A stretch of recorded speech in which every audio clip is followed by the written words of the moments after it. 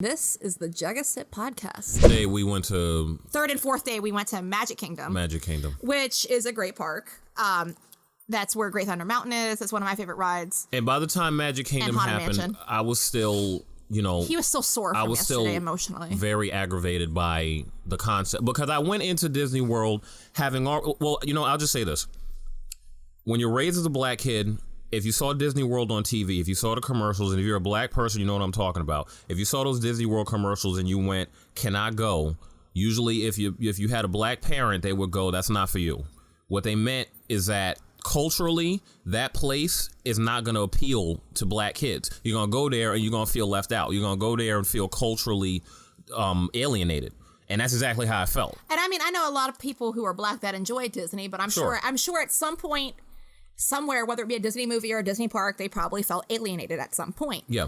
And I don't know about the other races, but I can definitely imagine that for them. And I can't speak for the other races. So Magic Kingdom's great. I mean, I got to go ride the teacups and all those little ones that I enjoyed as a kid, like the Great Thunder Mountain, Haunted Mansion. And then my dad and brother are like, "You guys want to go on the Carousel of Progress?" And I'm like, "The fuck is that? I like carousels. What is that?" Right. And apparently it was like something that Walt Disney made for the World Fair in, I think, 1969. And it's the concept itself is amazing. It's a theater, but it's in a carousel perspective. So you sit in these seats and it rotates you around the stage. Yeah, it rotates you around a four-point stage. Like it's a circle that's cut into quarters. And it shows you, different, the progress from like a certain, I forgot what era it was. It was like 1950s or some shit on. Well, I'll look it up here. Maybe even sooner. I think it might have been like the 18-somethings. But it takes you throughout like the evolution of technology, life as humans. But if you're a woman or a person of color or queer, it's going to fucking hurt your feelings. I literally said that. When I got on the Carousel of Progress, we sit down in our seats. Yeah, I learned that it was established in 1964. 64, that's what it was. The second I heard that, I was like, 1964? And then they were I'm about to get my feelings hurt. No, actually, what they said was this was done in 1964 at the World Fair, and it showed what Walt Disney's ideal world would look like.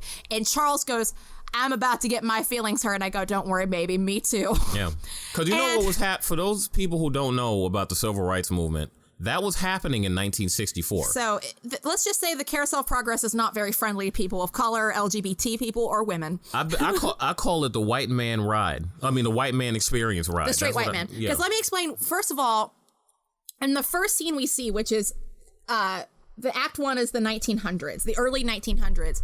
Yo, this man sexually exploits his daughter in the first act. It centers around a white dude who's a father. It is like their whole family. His name is John. He's in a wooden rocking chair inside of his home. Matter of fact, I'm reading this off of Wikipedia. On his right is his dog, Rover. We're going to talk about Rover. I'm pretty sure Rover's immortal. Rover is happily lying on the floor. John tells the guests that it's right around the turn of the century and that it's Valentine's Day. He claims that things cannot get any better. They're at the time in all that blah, blah, blah. All that bullshit. Happy, like, this is the greatest country in the world bullshit. Yeah. That nobody but straight white men like. Then they start talking about Thomas Edison, which, if you know black history... Or no history in general, Thomas Edison ain't shit. You realize how, if you know who Lewis Latimer is, you can understand why hearing a bunch of white people talk about how great Thomas Edison is. Or Nikola Tesla. If you know any of those people. If you know any of those people, you realize how aggravating that person's and you already know you're working with that, like, make America great again kind of personality already. Yeah. And, okay, so can we talk about, first of all, I'm really disturbed by this. We need to talk about how he sexually exploits his daughter in the first act. Yeah, let's talk about that. So his daughter's Sarah, right? Oh, no, his wife, Sarah. What's his daughter's name? Let's see, hold up. So the wife's name... Okay, let's see. The wife's name is Sarah.